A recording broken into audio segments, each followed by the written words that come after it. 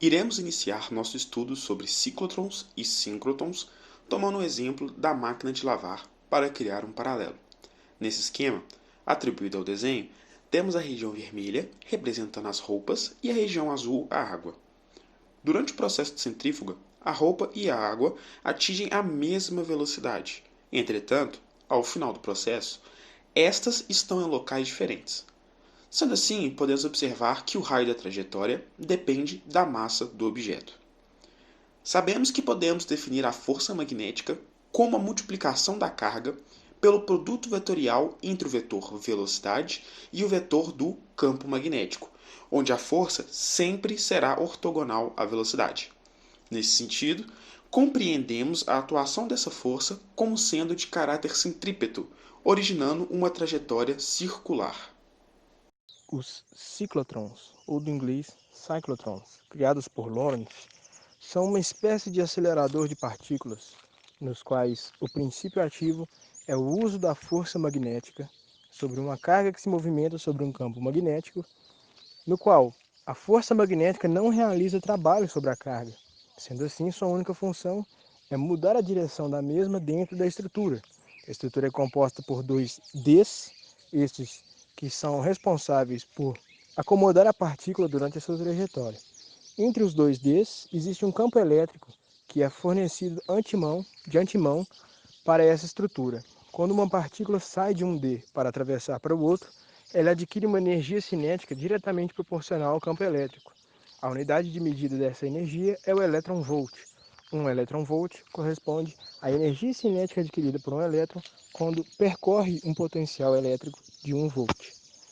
Como o ângulo entre a força magnética e a velocidade da partícula é sempre de 90 graus, a expressão para a força sobre a carga simplifica-se para Q vezes V vezes B. Igualando essa expressão à fórmula da energia cinética, 1 meio de mv ao quadrado, chega a expressão para o raio da curva e percebe-se que, a cada travessia de potencial que a carga faz, o raio é aumentado significativamente, de modo que, depois de um certo tempo, essa carga vai ter percorrido toda a extensão do ciclotron. É importante frisar também que o diferencial elétrico tem que ficar se alternando para mudar a direção da trajetória da carga na estrutura. Quando se tem a necessidade de sincronizar, nos casos de velocidades muito próximas da velocidade da luz, quando se tem a necessidade de sincronizar a troca da energia de potencial, troca de sentido, com a velocidade da partícula, já temos um outro tipo de acelerador, chamado de síncrotron.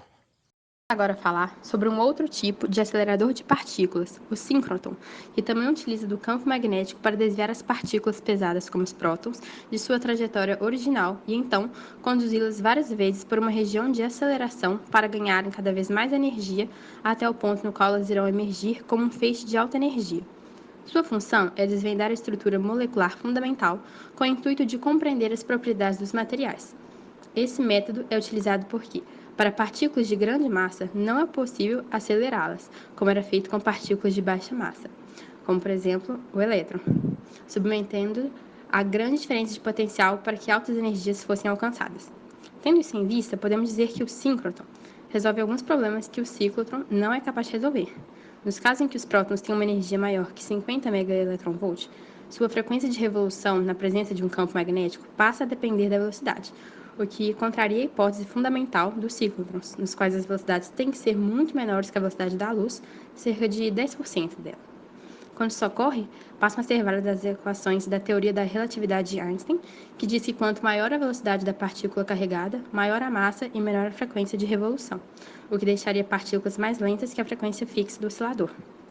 Há também uma outra situação no qual o síncrotron pode ser aplicado, ao invés da utilização do ciclotron, pois essa seria muito mais trabalhosa e talvez até inviável. É o caso em que o raio da trajetória de um próton seja muito grande, por exemplo, da ordem de quilômetros.